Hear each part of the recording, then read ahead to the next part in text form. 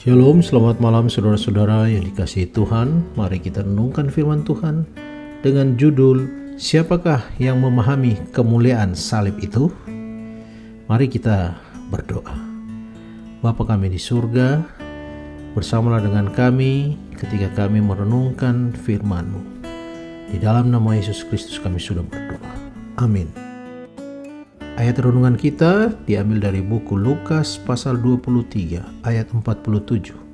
Firman Tuhan berkata, ketika kepala pasukan melihat apa yang terjadi, ia memuliakan Allah, katanya, sungguh orang ini adalah orang benar. Dua orang bersaudara tengah menerima tugas harian dari ayahnya. Meningkatkan hasil kebun memerlukan pengelolaan yang teliti. Waktu tidak cukup untuk melakukan daftar hal-hal yang harus dilakukan tiap hari. Jangan khawatir Pak, saya akan langsung mengerjakannya, kata anak yang sulung. Saya mau menolong ayah, tetapi terlalu banyak yang harus kukerjakan, kata anak bungsu.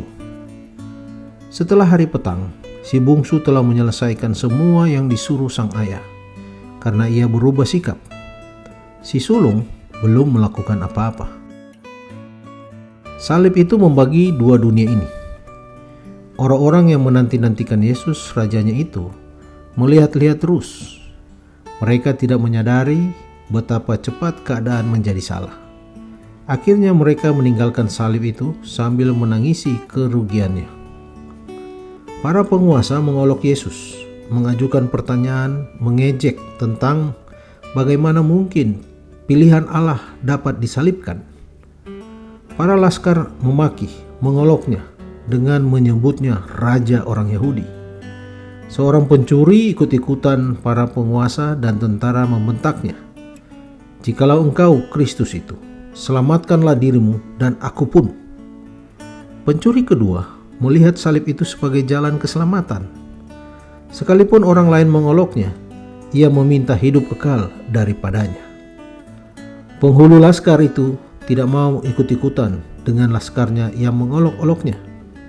Ia melihat kemuliaan salib itu. Dengan reaksinya yang khas itu terhadap penyaliban itu, Lukas menyatakan bagaimana salib itu menghakimi mereka yang melihatnya. Dari antara orang-orang yang menyaksikan Yesus mati, ada seorang yang menyambutnya sebagai jalan kemuliaan baginya. Seorang lagi memuliakan Allah atas perbuatannya. Seorang kafir menyaksikan Yesus meminta pengampunan bagi mereka yang menganiayanya.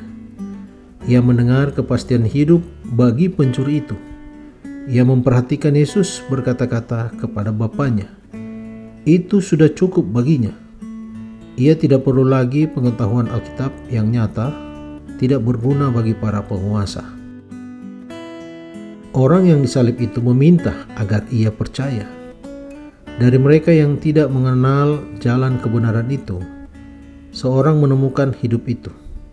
Sedang mereka yang patut lebih mengetahui menyia-nyiakan waktu kebenaran. Pengikut Kristus dan hamba-hamba setan tidak akan dapat rukun. Kesalahan salib itu masih berjalan terus. Dikutip dari buku The Great Controversy halaman 507. Mari kita berdoa. Bapa kami di surga, terima kasih untuk firman yang sudah kami renungkan malam hari ini. Biarlah kami memahami kemuliaan salib itu. Yesus yang sudah mati menggantikan kami. Terima kasih Tuhan oleh karena penyertaan dan perlindungan Tuhan, serta jaminan keselamatan bagi kami.